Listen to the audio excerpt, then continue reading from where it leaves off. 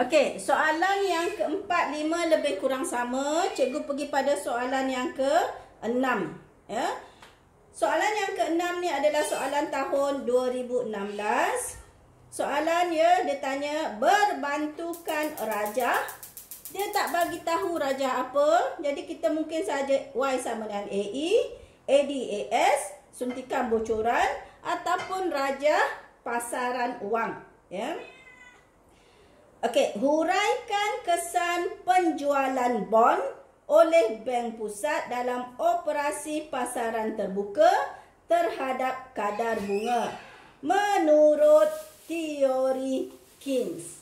Kata kunci yang kedua ialah jual bond, kata kunci yang ketiga terhadap kadar bunga, dan kata kunci yang keempat paling utama, ya, iaitu teori keutamaan kecairan Keynes. Ya, itu paling penting. Teori Keynes ni menunjukkan rajah apa nak guna. Okey, ya.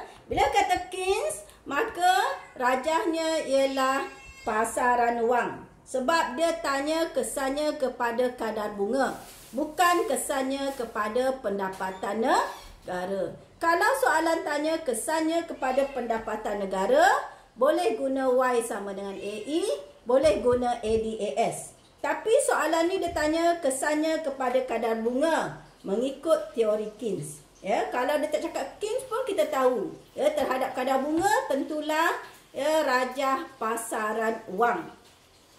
Ya. So ini rajah pasaran wang. Pak sini adalah kadar bunga dan pak sini adalah kuantiti wang. Ya. Okey, ini adalah keluk permintaan wang,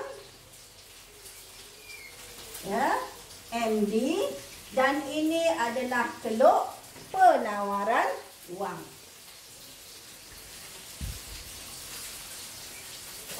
MS, ya. So keseimbangan tercapai apabila MD sama dengan MS, ya, pada R kosong dan kuantiti wang ialah Q kosong. Ya, ini adalah, ya, keluk yang asal. Okey, jadi sekarang kita nak lihat keluk apa yang beralih, keluk MD ke atau keluk MS. Soalan kata penjualan bond. Ya. Bila jual bond, siapa jual? Bank Pusat. Jual pada siapa? Kepada Bank Perdagangan. Ya. Apabila Bank Pusat jual bond kepada Bank Perdagangan, maka deposit atau duit tunai di Bank Perdagangan akan turun. Ya. So deposit semasa dalam Bank Perdagangan akan berkurang. Ya, kesannya penawaran wang juga akan berkurang. Ya, jadi dia dikaitkan dengan MS, bukan MD. Jadi senang saja. Biasa soalan ni dia mesti berkaitan dengan dasar kewangan, ya.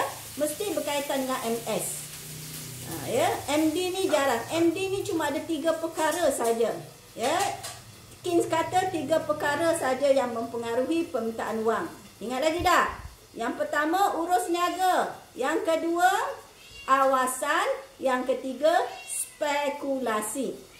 Hanya 3 ni je yang mempengaruhi peralihan keluk MD.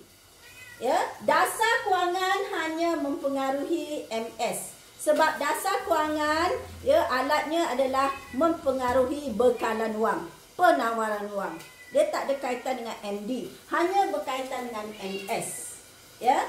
So, bila kerajaan jual bond, maka duit dalam Bank Perdagangan turun.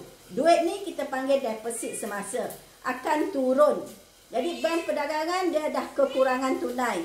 Ya, jadi di sini penawaran wang akan turun. Ya, jadi keluk MS yang beralih ke kiri. Ke kiri, ke sinilah. Ya, MS 1. Jadi automatik ini kosong. Ya. So, kadar bunga naik ke R1, kuantiti wang turun ke Q1. Barulah lengkap rajah ni dapat 2 markah. Okey. Sekarang kita nak buat, ya, asal akan 8 markah lagi. Okey, keseimbangan asal ya tercapai. Ya, keseimbangan asal tercapai apabila keluk MD sama dengan MS kosong. Ya. So, ini adalah syarat, maka dapatlah 1 markah. Okey, ya. So, apa nak cerita kat sini? Ya, kadar bunga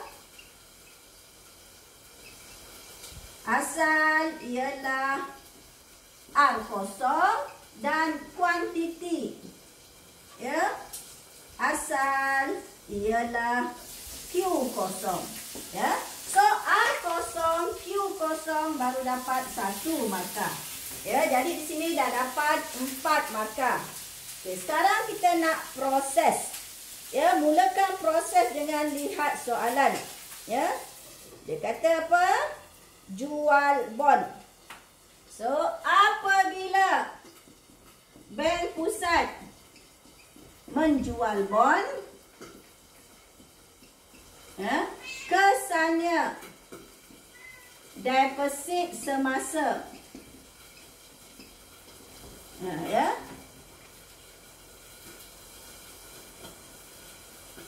akan berkurang.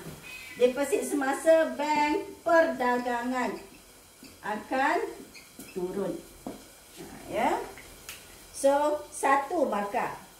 Ya. Kesannya penawaran wang turun. Ya, bila penawaran wang turun, maka automatik ya kita kaitkan dengan ya keluk tadi. Ya. Keluk MS beralih ya, dari MS0 ke MS1. Ya. So, deposit semasa turun 1 markah, peralihan keluk 1 markah. Okey, barulah kita cerita yang kedua pada R0.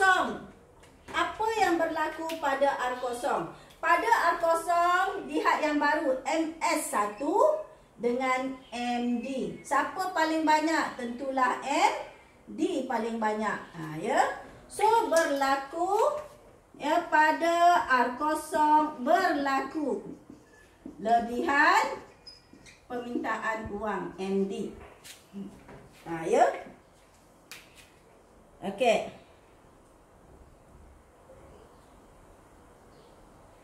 Jadi, sekarang ramai orang minta wang. Ya, berlaku lebihan permintaan wang. So, ramai orang minta wang. Ya. Jadi, apa yang terjadi? Ya, pada R0 berlaku lebihan permintaan wang 1 markah. Ya. Jadi, apa tindakan orang ramai? Ya, nak dapatkan duit. So, apa yang orang ramai buat adalah ya menjual bond. Ya, masing-masing akan menjual bond. Ya. So, untuk memenuhi permintaan wang, maka masyarakat akan jual bond.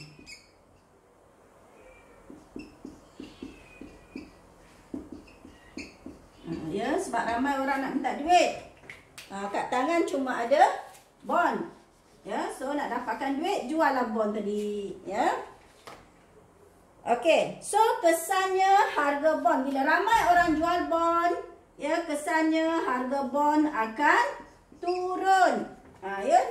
Ramai orang jual bond, kesannya harga bond akan turun. Ya. Apa kaitan dengan kadar bunga? Harga bond mesti berhubungan songsan dengan kadar bunga. Maka kadar bunga naik. Ya. So, kadar bunga naik. Ya. So, pada R0, ini MS, ini MD, berlaku lebihan permintaan wang. Ramai orang nak duit. Jadi, macam mana nak memenuhi permintaan wang ni, permintaan orang ramai untuk mendapatkan duit, maka masyarakat akan menjual bond. Ya, masing-masing akan jual bond. Ya, bila jual bond, banyak bond di pasaran, harga bond akan turun. Ya, harga bond kadar bunga berhubungan songsang. Bila harga bond turun, maka kadar bunga akan meningkat. Ya. Okey. So, 1 markah. Ya.